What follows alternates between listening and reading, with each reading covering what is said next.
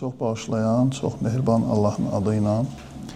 Araşdırmalar göstərir ki, insan doğularkən uşaq ana bətnində, hətta ana bətnindəki var olur, uşaq egosentrik olur. Yəni, öz mərkəzçi olur. Və olmalıdır da. Onun həyatda qalması üçün bu çox vacibdir. Hətta məsələn, bəzən uşaq ana bətnində ikən ananın hansısa vitaminlərini yoxlayırlar, məsələn, vitamin D-sini. Ananın vitamin D-si çox aşağı səviyyədədir. Amma uşağınkini yoxlayırlar ki, qaydasındadır. Yəni, anadan bütün soğurub da o vitamin D-ni çəkib öz canına. Egosentrikdir və olmalıdır da. Yaşamaq üçün ona bu lazımdır. Uşaq dünyaya gəlir, egosentrikdir. Bunun həm yaxşı, həm pis tərəfləri var. Bu çox geniş mövzudur. Uşaq öz mərkəzçi olaraq dünyaya gəlir. Elə bir ki, nə deməkdir öz mərkəzçi? Uşaq deyir ki, dünya məndən ibarətdir. Hər şey mənimdir, dünya məndən ibarətdir, məndən başqası da yoxdur. Var onlar hamısı mənim üçündür. Mənə xidmət eləmək üçündür. Hər şey mənim üçündür. Uşaq belə bir beyinlə dünyaya gəlir, egosentrik olaraq. Amma müəyyən yaşdan sonra yavaş-yavaş valideyn uşaqları egosentrizmlə empatiyaya keçirməlidir. Uşaq egosentrik öz mərkəzçi olaraq dünyaya gəlir və gəlməlidir də, o buna lazımdır. Amma sonraki mərhələdə onun əlindən tutub egosentrizmlə empatiyaya keçirmək lazımdır. Və təəssüf ki, çox vaxt bu baş vermir. Empatiya nə deməkdir? Mənim təqdimatımda empatiya yəni başqası da var. Yəni başqaları da var. Yəni lap sadə izahla empatiya budur. Başqaları da var.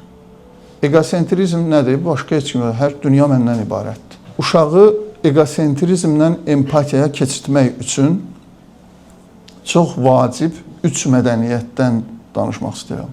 Ki, əzbərə bildiyiniz şeylərdir bəlkə. Mən 9-cu mərtəbə kitabında da vaxtda yazmışam.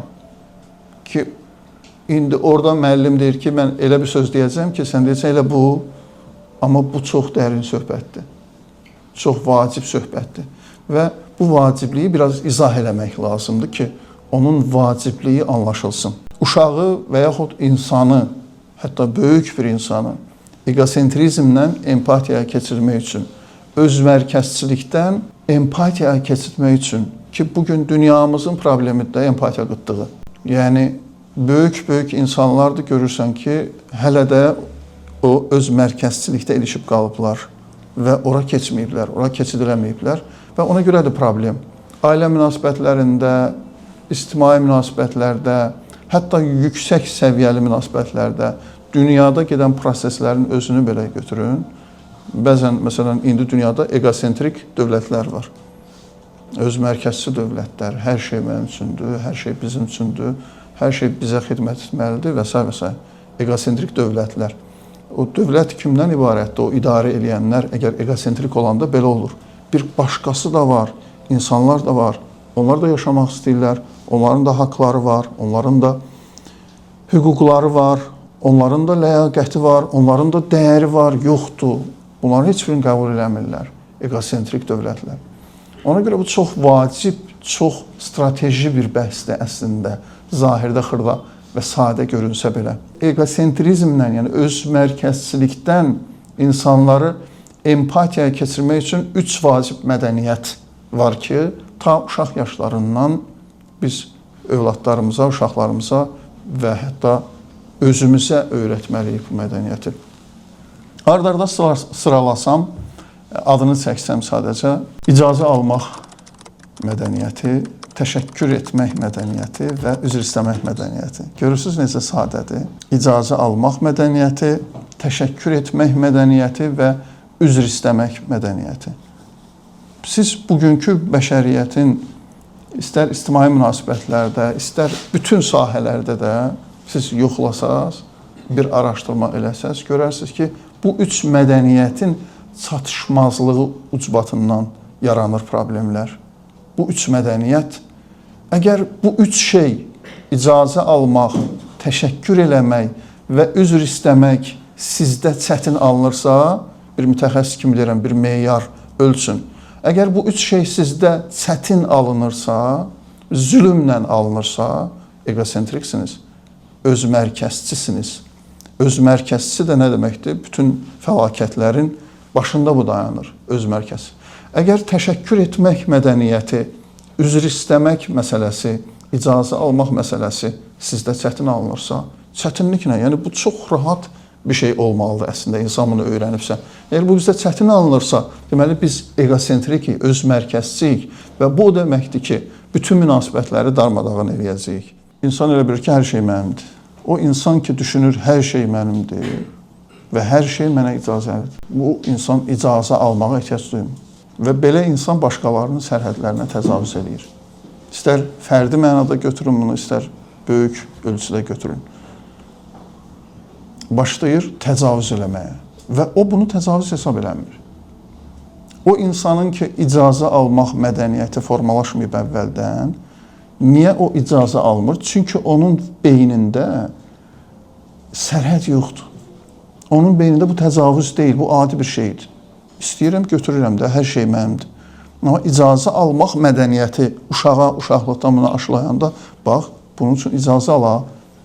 Bəzən mən xüsusilə evdə təkid edirəm bu məsələyə. Bəzən anlaşılır, bəzən anlaşılmır. Axı, burada nə var axı? Deyirəm, yox, icazə alınmalıdır. Filan məsələ ilə bağlı, ən xırda məsələlərlə bağlı. Xəbər eləsin, icazəsini sonra eləsin. Bu, uşağı empatiyaya keçməkdir. Egosentrizmlə, yox, bu icazə alınmalı. Yəni, bir sərhəd var. Bu, öyrədilmirsə, uşağa, ailədə bunlar öyrədilmirsə, gələcəkdə yeni qurulmuş ailələrdə fəsad yarada bilir. Xüsusilə bu günləri mən danışacağam, icazə almaq məsələsinə çox qısa toxunuram. Xüsusilə danışacağım təşəkkür etmək və üzr istəmək mədəniyyətindən. Təşəkkür etmək və üzr istəmək mədəniyyəti ki, çox vacib bir şeydir.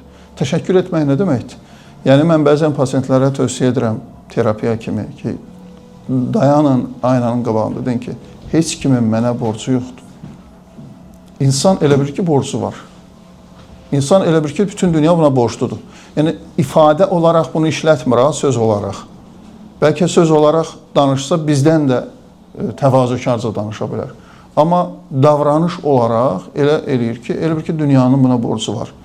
Təşəkkür nə deməkdir? Təşəkkür mədəniyyəti o deməkdir ki, sənə kimsəninsə borcu yox deyə, o sənə lütf edir, o sənə məhəbbət edir. Valideyn-övlad münasibətlərində də bu vacibdir. Əziz insanlar, təşəkkür yükü deyilən bir şey var.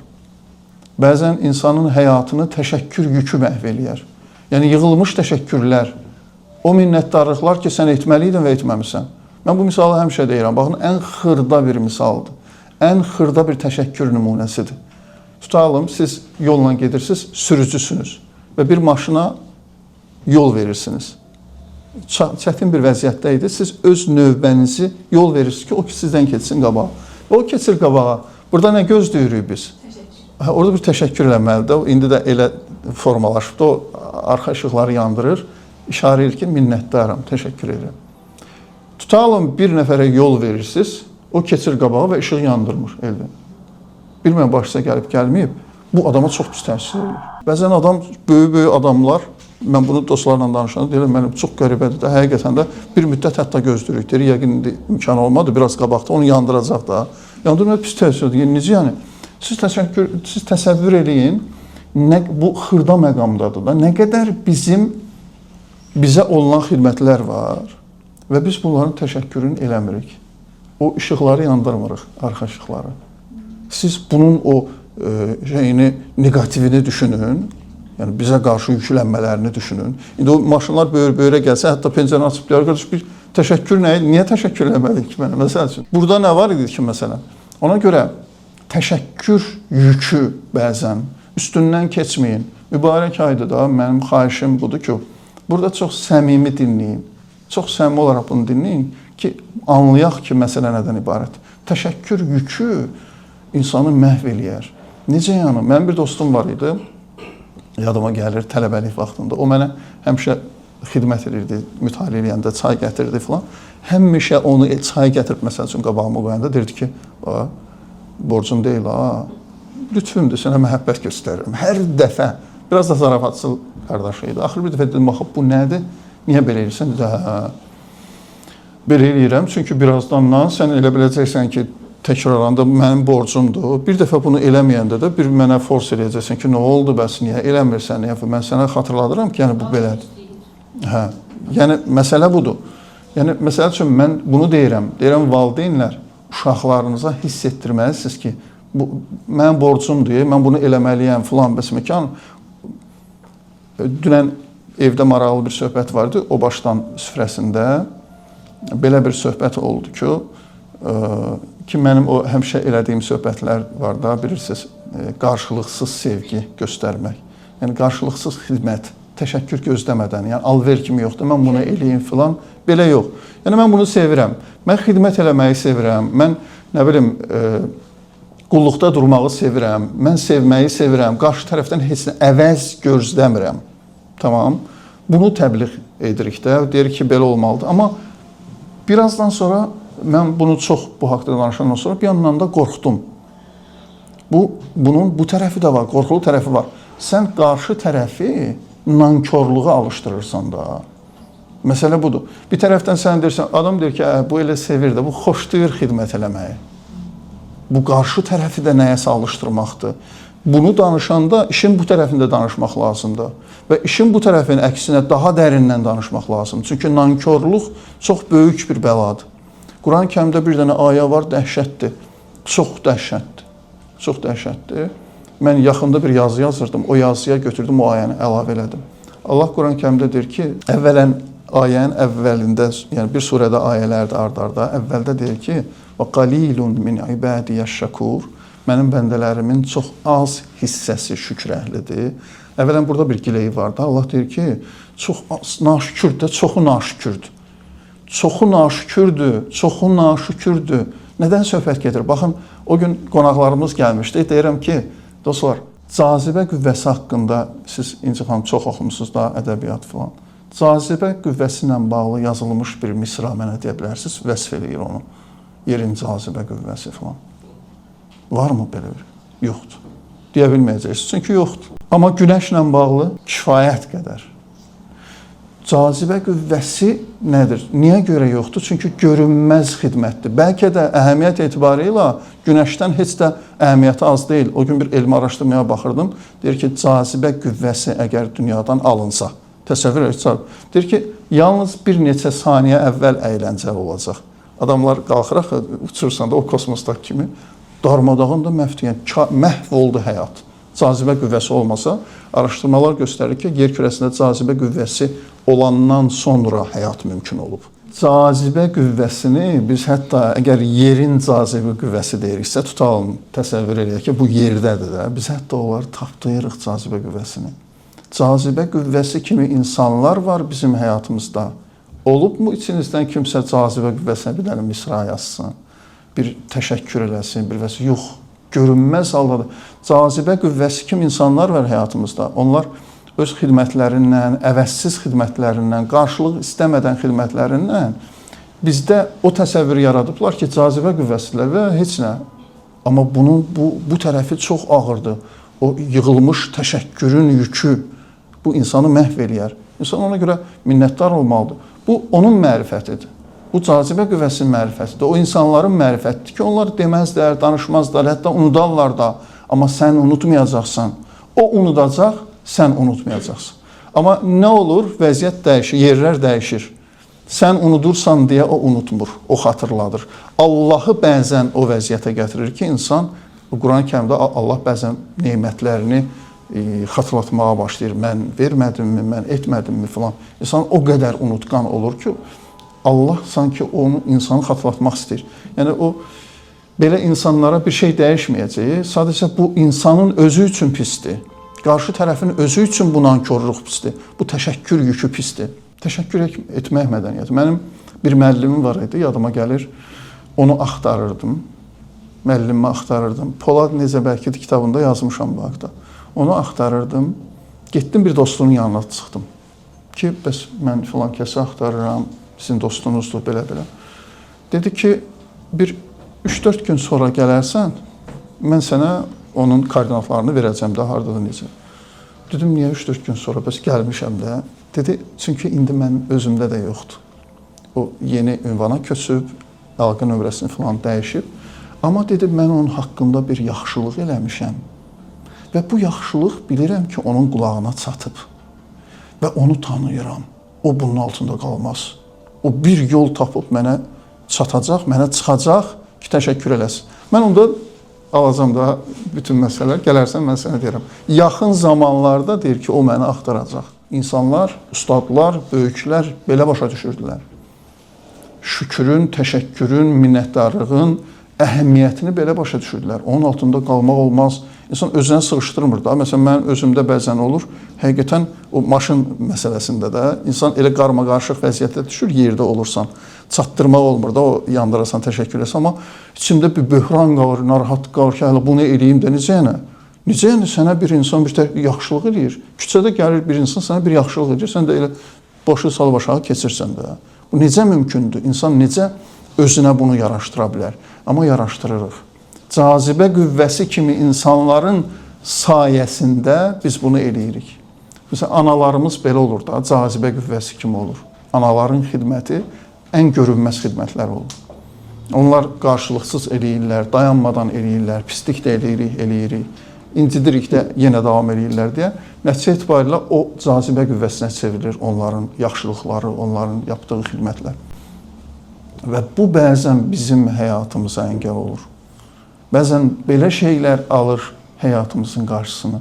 Təşəkkür etmək mədəniyyəti. Təşəkkür edirəm ilahi. Təşəkkür etmək mədəniyyəti böyük bir mədəniyyətdir.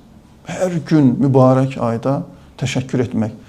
Martin Seligman sevdiyim psixoloqlardan biridir. Onun yaratdığı pozitiv psixologiya var. Yeni bir istiqamətli psixologiyada. Çox qəşəng bir istiqamətdir. Pozitiv psixologiya. Onun bir PERMA modeli var. PERMA modelində elədiyi bəhslərdən biri təşəkkür bəhsidir. İnsan yaxşı olması üçün deyir. Təşəkkür etdiyiniz insanın yaxşı olması üçün yox ha. Təşəkkür edən insanın özünü yaxşı hiss etməsi üçün. Deyir, məsələn, yuxudan ayıldınız səhər-səhər. Hər yuxudan ayılanda sizin həyatınıza toxunan 3 insan bir-bir də ayrı-ayrı yadınıza salın və xəyalən ona təşəkkür eləyin. Dalın, bu sizin dünyasında dəyişmiş bir əziziniz ola bilər, valideyn, hər kim ola bilər də. Sizin həyatınıza toxunub, həyatınızda var, sizə mühüm bir fürsət yaradır yaşamaq üçün və s. Bu insanları hər səhər deyir, xatırlayın və ona təşəkkür edin. Bu deyir, sizin özünüzə, təşəkkür edənin özünə o qədər müsbət təsir edəcək. Dəyərli olduğunuzu hiss eləyəcəksiniz ki, siz dəyərlisiniz, ki, sizə belə bir xidmət var, belə bir diqqət var, sizin ətrafınızda belə insanlar var. İnsan özünü, hətta Martin Seligman deyir ki, buna zorlamalıdır. Əvvəldə bu xoş gəlməyə bilər. Ay, bu nədir, hər gün belə. Hər gün olmasa da ən azından təşəkkür mədəniyyəti insanın əhvalının yaxşı olması üçün, insanın gözəlliklərə köklənməsi üçün çox böyük bir mədəniyyətdir. Allahın özünə təşəkkür etmək, şükür etmək, Allaha şükür, Allaha şükranlıq, şükür etmək. Əslində bir təlimimiz var bundan bağlı. Şükür bir konsepsiya kimi YouTube kanalımızda var. Şükürü bir konsept halında bəhs etmişik ondan. Şükür nə deməkdir? Təşəkkür etmək çox gözəl mədəniyyətdir. Bunu özümüzdə formalaşdıraq, nə olar? Hər şeydə, xudafisləşəndə, qonaqlıqdan çıxanda, ən xırda bir jestdə təşəkkür etməyə mədəniyyət. Bu deməkdir ki, heç kim mənə borcu yoxdur. İlahi təşəkkür edirəm, filan kəs minnətdaram, anam təşəkkür edirəm, qardaşım təşəkkür edirəm və s. Bunlar olmayanda, indi məsələn, hamımız lənətləyirik də zalımı. Hamımız Trumpizm deyirlər günlər dünyada. Trumpizm. Lənətləyirik Trumpları, Trumpizmi.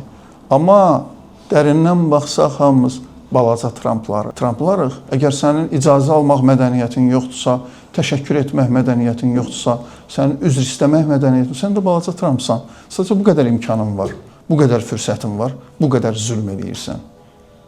Necə yəni? Necə ola bilər bu? Bir insan sənə bir gözəllik, yaxşılıq eləyirsən, elə keçirsən böyründən. Söhbət sözlü təşəkkürdən də getmir. Ona görə deyirəm ki, şükür bəhsini əlavə danışmaqla, izləmək lazımdır, danışmışam. Üzr istəmək mədəniyyəti. Üzr istəmək mədəniyyəti. Üzr istəmək mədəniyyəti nə deməkdir? Yəni, insan üzr istəyəndə bilir ki, mən ağrıtdım. Üzr istəmək o deməkdir ki, o var, mən onu ağrıtdım, mən onu incitdim, mən ona zərər verdim. Dünya məndən ibarət deyil. Dünya mənim ağrılarımdan ibarət deyil, mənim narahatlıqlarımdan ibarət deyil. Keçən təlimlərin birində danışdıq ki, günahla cəzanın arasında ontoloji əlaqə var. Bu, konvensial əlaqə deyil, dedik, ontoloji əlaqə, yəni həqiqi əlaqə var. Məsələn, zəhər içirsən və ölürsən. Zəhərlə ölməyin arasındakı əlaqə, zəhər və ölüm, həqiqi əlaqədir. Bunu kimsə qərar verməyib ki, belə olsun. Məsələn, qırmızı işıqda keçirsən və bunun cəriməsi var. Bu, konvensial əlaqədir. Bunu dövlət qərar verib ki, belə olmalıdır, filandır. Elə bir vəziyyətdə keçərsən ki, heç kimin xəbəri olmaz, yaxud təhlükəsiz durumda filan, problem olmaz da. Amma bilərsən, bilməzsən, bilmədən keçdin, bilərək keçdin və s. Amma həqiqi əlaqədə belə deyil. Fərqi yoxdur, sən bilirsən, bilmirsən. Əgər sən zəhər içirsənsə, sən ölürsən. Həqiqi əlaqədə fərqi yoxdur, böyüksən, uşaqsan. Bu deyirlər, həddi buluğ məsələsi var, uşaqlar müəyyən yaşa çatmalıdır ki, belə olsun, hüquqi nöqteyi nəzərdən də belədir. Amma günahla cəzanın arasında həqiqi əlaqə var. Yəni, zəhəri uşaq da içsə, uşaq öləcək. Uşaq deyib keçmək lazım deyil də, uşağın da etdiyi günahlar ola bilər. Və bunun ontoloji əlaqəsi, həqiqi əlaqə onun həyatına toxuna bilər. Ona görə üzr istəmək mədəniyyəti həm indi dərhal etdiyimiz yanlışlara görə, həm ümumiyyətlə biz böyüklərin həyatına baxanda, böyük şəxsiyyətlərin həyatında görürük ki, keçmişdə etdiyi günahlardan dolayı o qədər üzr istəyirlər, o qədər üzrxahlıq edirlər. Uşaqlığımda elədiyim günahlarım, bilmədən elədiyim, biz bəzən bilmədən bir şeylər eləyirik. Xəbərimiz olmadan, xəbərimiz yoxdur, filan kəsin qəlbini sındırdıq. Amma sındırmışıq. Ontoloji əlaqə var. Fərqi yoxdur ki, sən xəbərin var ya yoxdur. Həyatımızdakı düyünlər bundan qaynaqlana bilər, dostlar. Mən ona təkid edirəm. Üzr yükü, təşəkkür yükü, üzrxahlıq yükü, qəlblər sındırmısan, günahlar etmisən və bunların üzrü, bunların üzrxahlığı yığılıb üst-üstə qalıb. Bu böyük bir şeydir. Quran-ı Kərimdə Allah buyurur ki, وَمَنْ يَغْفِرُ الذُّنُوبَ إِلَّا اللّٰهِ Adam onda başa düşür ki, niyə belə Allah deyir? Allah Quran-ı Kərimdə deyir ki, məndən başqa günahları kim bağışlaya bilər ki? Aya baxın, deyir ki, Allahdan başqa günahları kim bağışlaya bilər? Yəni, kim eləyə bilər ki, sən zəhər içirsən, amma ölmürsən? Allahın bağışlamağı bu deməkdir də. Biz elə bilir ki, Allah deyir, ilahi bağışla, üzr istəyirəm, elə Allah dedi, bağışlayıram. Yox, bu deyil, ontoloji əlaqəni pozurdu. Sən zəhər içmirsən, amma Allah elə eləyəcək ki, sən ölməyəcəksən. Ona görə deyir ki, kim eləyə bilər məndən başqa bunu? Böyük bir şeydir də. Yəni, bu fərqindəlikdə olmaq ki, günah, xəta insanı böyük fəlakətlərə aparır. Üzr istəmək isə bunun qarşısını alır. Həm insanın bağışlaması, bəzən Allah işini insanlarla qurur ki, sən insanın qəlbini almalısan, insanın qəlbini oxşamalısan, könlünü almalısan ki, mən də o ontoloji əlaqəni pozum. Yəni, yol olaraq onu qoyur Allah. Həm də günahla bağlı. Üzr istəmək mədəniyyəti, təşəkkür etmək mədəniyyəti. Bir qəşəng bir kitab var, Şirin Portağal Ağacım. Oxuyanlar var yəqin. Orada bir zeze var. Orada bir maraqlı səhnə var, çox gözəl səhnədir. Mən üzr istəməyə bir örnək gətirmək istəyirəm. Orada bir gün Zeze uşaqlarla ayaqqabısını bağlayır, əyilib aşağı və orada başlayır danışmağa ki, yeni il gecəsidir, atasına şikayətlənməyə başlayır. Deyir ki, əşi, cəmaatın atası belə, mənim də atam kasıb. Bir dənə işi yox, gücü yox filan. Cəmaatın uşaqlara, ataları yeni il hədiyyələri alır, belə eləyir, amma mənim atam belə. Bu da bir iş tapmadı, özünə belə deyinir də uşaq. Niyə belə oldu axı? Olmazdı, bizim də belə atamız olaydı falan. Başını yuxarı, ayaqqabısını bağlayır, başını yuxarı qaldıranda birdən görür ki, atası. Orada müəllif qəşəng yazır atasının gözlərini. Heç vaxtda unutmur Zezi, atasının o vəziyyətdə gözləri dolmuş halda. Ata da hayasız ata deyil də, dursun desin, mən belə eləmişəm falan, məndən asılıdır, bu mənim günahımdır. Adam var belədir, axı dərhal bu məndəndir. Başa düşür də ata, uşaq haqlıdır da, məsələn, kövrəlib. Zezi qalxır və deyir, qaça bildiyim qədər qaçdım da utandığımdan, elə bir xəcalət hissi gəldi. Atam eşidirmiş bütün bu söhbətləri.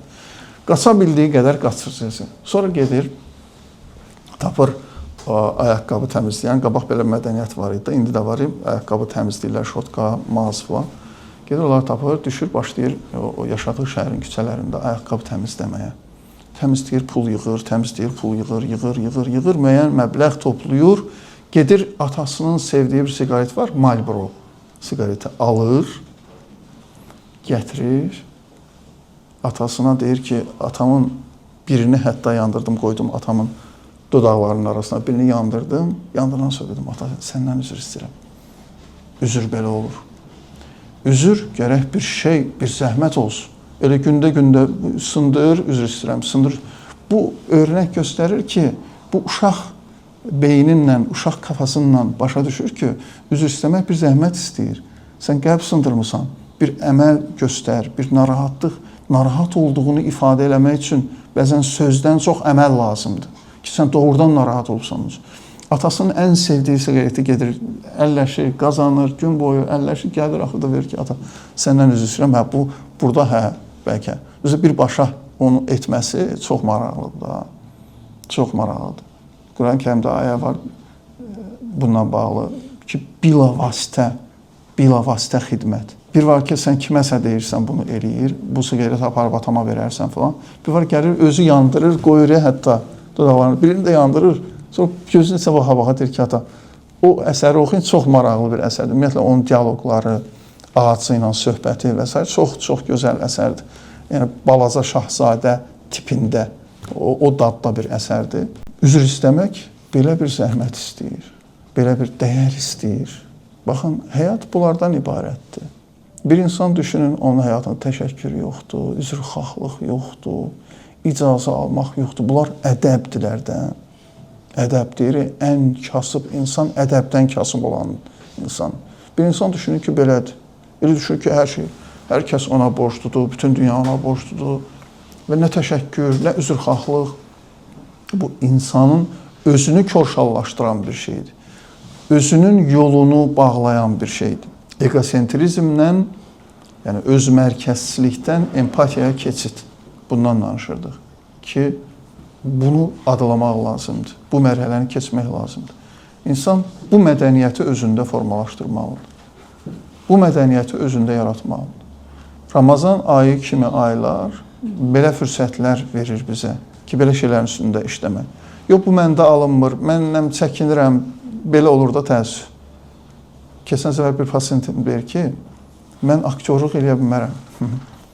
Təsəvvür elə bilir ki, məsələn, aktyorluqda, bu mənim içimdən gəlmir axı. Deyirəm, bəs bu axı gözəl şeydir. Bu sənin içindən gəlmirsə, bəlkə problem sənin içindədir. Bu gözəl bir şeydir də. Necə sən icazə almalısan, sən üzr istəməlisən, sən təşəkkür eləməlisən. Deyir, mən o xoşlamıram, mənim içimdən gəlmir. Deyirəm, bəs bunu formalaşdırmaq lazımdır. Elə bu içimdən gəlmir, mən belə adam deyiləm, mən bunu bacarmaram, mən bunu deyə bilmirəm. Adam var deyir ki, məsələn, mən ifadə edə bilmirəm də, nə var içimdə də ifadə edə bilmirəm, bununla bəraət qazandırır özünə. Tamam, Allah razı olsun, amma bunun bəraəti yoxdur. İçindəki, sənin içindəkidir. İcazə almaq mədəniyyəti, təşəkkür etmək mədəniyyəti, üzr istəmək mədəniyyəti böyük mədəniyyətdir. Zahirən xırda görsənən, amma böyük bir mədəniyyət. Mən qabaq Azərbaycana gəlib gedəndə, hələ Rusiyada yaşayanda çox sevdiyim şeylərdir bunlar.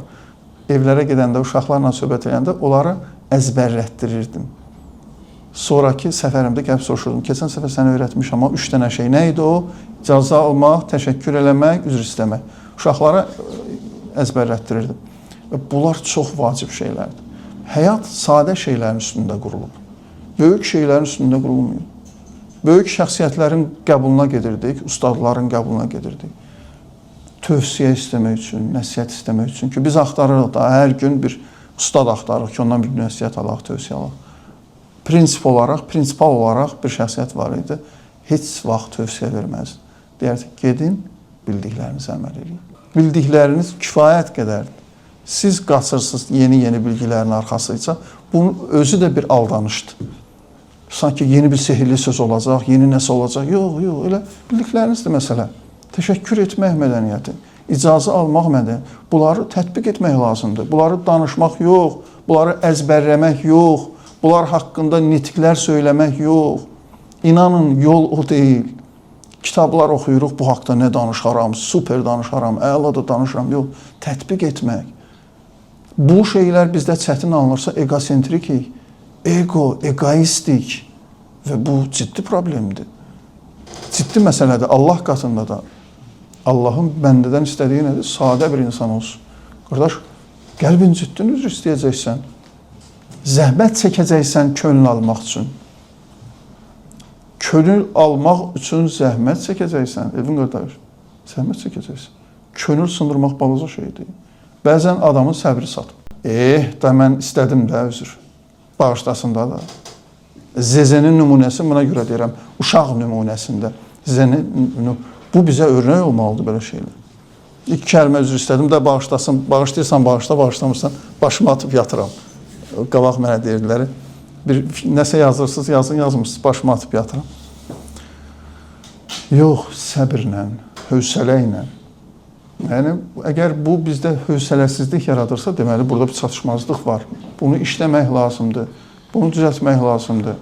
Əziz insan, dəyərli qonaqlarım, qapımızın sayğıdəyər qonaqları, mənim çatdırmaq istədiyim bulardır. Bu şeylərə əhəmiyyət verin. Düşünməyin ki, İlqar müəllim danışır. Düşünün ki, bunu hardansa eşidirsiniz. Bir nida kimi eşidin. Yəni, olar ki, toxunmasın sizə, pis gəlməsin sizə, yaxşı şey demək istəyirəm. Demək istəyirəm ki, bunlar məsələlərdir. İndi içərimizdə ola bilsin ki, toqquşmalar yaradırdı. Yox, müəllim, belə deyil filandır. İndi hansısa insanları xatırlayarsınız gözünü qabağına. Əşi, ona lazım deyil, elə ona belə yaxşıdır. Yox, elə ona da lazımdır. Uzun illərdən bəri tanıdığım dostum, biz də köçmüşük Azərbaycana, o da köçüb Azərbaycana. Bir gün mənə dedi ki, israrla deyir ki, səndən danışaq. Danışmaq istəyirəm sənə. Axır qismət oldu, başladıq danışmağa və o öz hekayəsini danışdı mənə, mən dəşdə gəldim. Çox ağır şeylər gəlib də başına, çox ağır şeylər gəlib başına. Maddi, mənəvi, dəhşət ağır şeylər, yəni biləcəyiniz. Atasını itirib pis xəstəlikdən, anasını itirib, nə bilim, yoldaşı başqa bir xəstəlik tapıb, ondan belə, bu belə, aləm deyib bir-birinə.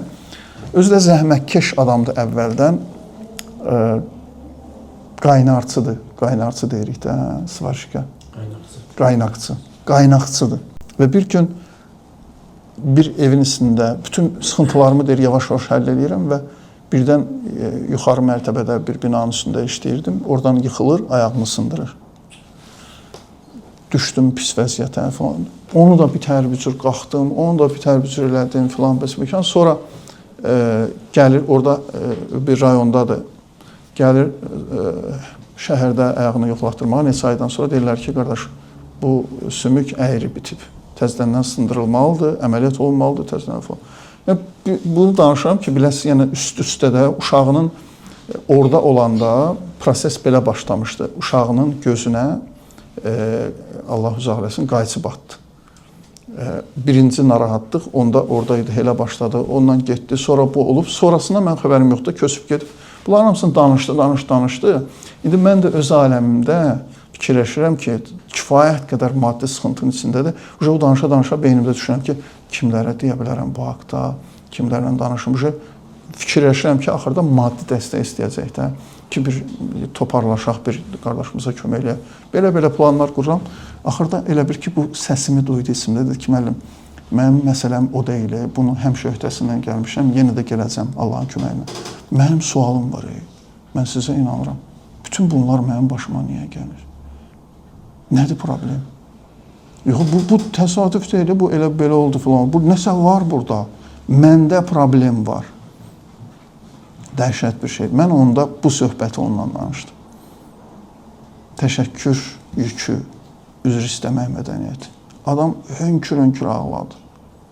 Hönkür dedi, heç mən bu tərəfdən baxmamışdım da. İndi özünə baxır da, indi mənə demir, həyatına baxır, düşünür bunları. Deyir ki, deyirəm, burada ola bilər problem. Təşəkkür yükü ola bilər, üzr yükü ola bilər. Bu sənin həyatını düyünləyə bilər. Bu sənin həyatıma mane ola bilər, əngəl. Elə egosentrik kimi necə gəldi yaşamısan, o mənə borcludur, mən belə oğlanam, mən filanam, o belə elədi, bu belə elədi. Bu bir şey, hesab kitab var, bu belə deyil. Bir gün Moskvadan Qafqaza gedirik maşınla. Uzun yollardır da, bitməyən yollardır. Qızım oğlumdan soruşur ki, səncə aralarında danışırlar, deyirsən ki, bu xəttlər niyə belədir? Gah qırıq-qırıq, gah bir yerdə, gah belə, gah filan, gah tək olur, gah ümumiyyətlə olmur. İndi qızım oğlumdan soruşur və biraz mənim xətrimə dəyir, yəni ki, bura baxayım, məndən soruşdu, sualı, sən ondan niyə soruşur? İndi bu uşaq ona uyğun cavab istəyir də, öz qardaşından soruşur. Qardaşı da indi bundan sual soruşur da, bacısı özünü tuparır, deyir ki, məncə ona görə çəkiblər bu xəttləri ki, biz darıxmayaq. Uzun yoldur da, məsələn, gedirik, gah belə, başımız qarşısın. Maraqlı cavabdır əslində, nədir, darıxmayaq. Amma əslində bu xətlərin, mən o yazda yazmışam ki, məsələn, Can Polad kişi də belə düşünsə ki, darıxmayaq deyə də, necə gəldi sürəcək, onu tapdalayacaq, buradan keçəcək. Sabahlar bir qucaq məktub gələcək ki, sən burada qoşa xətti tapdamısan, burada nəmləyinəmsən, burada nə ayırmısan. Bu darıxmayaq deyə deyil də. Yəni, bu xətlər elə belə deyil. Bunlar mina kimi düzülüblər yollara. Yəni, sən həyatı maşın kimi necə gəldi sürüb, axırda deyə bilməzsən ki, nə oldu bu, hardan gəldi bu bəla? Niyə, sən bəlkə necə gəldi sürmüsən, bəlkə o xəttləri nəzərə almamasan, bəlkə o işarələri, bu işarələr sənin üçün qoyulub, maraq üçün qoyulmayıb. O yolda da, burada sürət budur, burada filan budur. Bunları niyə qoyublar? Maraq üçün də baxaq ki, maraqlı bir şey olsun da, eyni yolu gedirsən, fərqli şeylər görəsən, bir yerdə 90 yazıblar, bir yerdə 60 yazıblar. Yox, bunların mənaları var, bu mənalara fikir vermək lazımdır. Təşəkkür etmək mədəniyyəti, üzr istəmək mədəniyyəti, insan bunları eləməyəndə, görürsən axı israrla böyüklərdən. Mən bəzi şeylər var dostlar, sonradan anladığım bəzi həqiqətlər var. Etiraf edirəm ki, vaxtında anlamırdım. Vaxtında anlamırdım bu qədər üzrxahlığı. Hara çıxırsan, görürsən böyük şəxsiyyətlərin, peyğəmbərlərin, övliya davamlı olaraq üzr istəyirlər Allahdan. Davamlı olaraq üzr istəyirlər. Ya, bu nədir axı, bu nə qədər insan günah elə bilər, nə qədər şeylər. Peyğəmbər deyir ki, bir tədbirdən, görüşdən çıxanda 70 dəfə istiğfar eləyərdi. İstiğfar yəni üzrxahlıq. Niyə? Çünki bilmədən, tamam Peyğəmbərdir, hər şeyi nəzər eləyir, riayət eləyir falan. Ola bilər ki, bilmədən nəsə edib. Axı, ontoloji əlaqədir. Axı, əlaqə həqiqi əlaqədir. Bu zəhəri içdinsə öldürür, məhv eləyir. Ona görədir, ilahi birdən nəsə olubsa. Bu nə üzrxahlıqdır, davamlı olaraq. Ümumiyyətlə deyir, insan belə əhvalda olmalıdır. İnsan üzrxahlıq halında olmalıdır. Mənim müəllimim deyirdi, məsələn, təsəvvür elə yolla keçirsən, yolla getdiyin yerdə bir nəfər sənlə böyür-böyürə keçən adam səndən çin-çinə toqquşur. Çin-çinə toqquşursan, bütün əşyaların düşür əlindən, yıxılırsan yerə, pis günə qalıbsan da. Durursan belə ki, bu çinə toxunana, görürsən, baxır sənə, rəng-ürfə ağarıb da, yaxınlaşır, deyir, çox üzr istəyirəm, fikirliydim də, kömək də eləyir sənəsə, çox bağışlayın məni, falan. Onda neyiniyər? Normal adam, sağlam, normal adam, deyir, qardaş, eybi yoxdur da, fikir olubsan, falan, bağışlayarsan da, onu düzdür. İndi ikinci bir vəziyyət, keçirsən kimləsə çin-çinə toqquşdun, heç əlindən heç nəyə düşmədi, heç nədə xüsusi bir şey olmadı. Toqquşdun sadəcə, biraz belə oldu. Dönürsən dağa, görürsən belə, nə olub? Adam tutar xışt dəyindən, deyər ki, indi göstərərəm nə olub, neçəm nə olub. Yəni, deyirdi ki, o əhval-ruhiyyədə olmayan, Allahla da münasibət. Nə eləmişəm, mən? Bildim, filan. İctimai münasibətlərinizdə, ailə münasibətlərinizdə xırda görməyin öz yapdıqlarınızı. Qoy, qarşı tərəf sizə desin ki, bir şey yoxdur, filandır. Yox, mən nə eləmişəm, yox. Belə cıraşmayın, belə olmayın. Allahın ən sevmədiyi bəndələr, bəndə tipi, hayasız bəndə tipidir. Peyğəmbərdən hədis var, mübarək ayda da ard-arda hədislər oxuyuram. Peyğəmbərdən bir hədis var. Deyir ki, bir cəhət var ki, bütün peyğəmbərlər ondan çəkindiriblər. Bütün peyğəmbərlər indiyə qədər deyiblər. Bir insan var ki, bir cəhət var ki insanda, o kimdə olsa ondan xeyir gəlməz. Təqribən bu məzmunda. Yəni, hayası olmayan insandan, bütün peyğəmbərlər deyir bunu deyiblər. Hayası olmayan insandan qaç qutarda. İnsan o həyanı özündə yaratmalıdır ki, necə yəni bu belədir, bu məsələ belədir, bu belə deyil, bu xırda deyil, bu çox böyükdür. İnsan var öz xırda xətasını elə böyük göstərir, adam utanır. Ona görə bunlara çağırmaq istəyirəm bu mübarək yerdən. İcazə almaq mədəniyyəti, təşəkkür etmək mədəniyyəti və üzr istəmək mədəniyyəti. Bunlar bizim həyatımızda olmalıdır. Bunlar bizim həyatımızda olanda görürsən ki, hüzur gəlir, aramlıq gəlir. Əziz insanlarım, bu aramlıq, hüzur deyilən bir şey var. Bu motivasiya ilə gələn bir şey deyil. Durum, mən aram olacam, mən aramam, mən hüzurluyam. Bununla olan şey, sənin pıxırların varsa, problemlərin varsa, olmayacaq, o aramlıq gəlməyəcək. O keçici bir şey olacaq.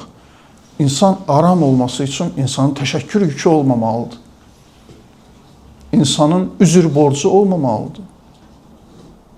Bu şeylər olmalıdır. Tərtəmiz, bildiyindən də, bilmədiyindən də. İnsan bilmədikləri şeyə görə, bəzi şeylər var ki, biz bilmirik dediyim kimi. Bəzi günahlar var ki, xəbərimiz yoxdur. Bəzi qəlblər qırmışıq, heç xəbərimiz yoxdur. Miqyasını bilmirik. Görürsən ki, bu insan, problem onun özündədir. İnciyən adamdır. Sən çox bir şey eləməyibsən də, amma adam fikirləşir ki, sən onun qəlbini qırmısan. Sən çox bir şey eləməmisən. Sən özündə fikirləşsən ki, axı mən əlimdən gələn, amma adam fikirləşir ki, sən onun qəlbini qırmısan. Burada Süleymangil yoxdular, onlar Allah şahiddə bəzi situasiyalar olur. Deyirəm, yox. Nə olsun ki, mənə israrla deyirlər ki, ay müəllim, o belə, deyirəm, yox, axı o belə fikirləşir axı. Biz o insandır, onun qəlbi qırılıb. Tamam, mən haqlıyam, haqsam, onun qəlbi qırılıb. Konu budur, mövzu budur. Onun qəlbi qırılıb və mən onun qəlbini almalıyam. Sonra hədislərdə görürsən, buna təkid və ləzzət eləyir.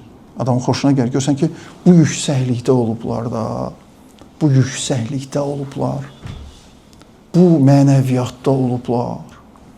Yadıma düşdü bir hədis deyim, bir rəvayət deyim. Bir nəfəri imam göndərir, bir kasıb insan var idi. İmam bir zəngin dostundan xahiş edir ki, bunu da apar həcc ziyarətinə də. Bu da götürüb aparır. İmam tapşırıb, böyük məmnuniyyətlə getdik. Hədisin zərafətinə baxın siz. Belə insani, üst insanı ifadə edən hədislər, rəvayətlər var. Götürürlər, gedirlər. Yol boyu xidmətində durur da, şeylər demişkən, dərbəst.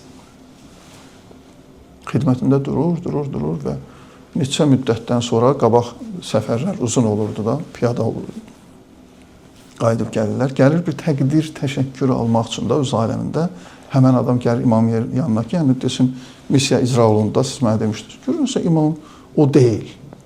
Belə söz var da, o deyil. Yox, o deyil. Nə məsələn, deyir imam, nəsə mən bəlkə nəsə qüsurum filan. İmam əvvəl minnətdarlığını bildirir ki, təşəkkür edirəm, belə filan. Amma deyir, kaş ona kasıb olduğunu hiss etdirməyəydin.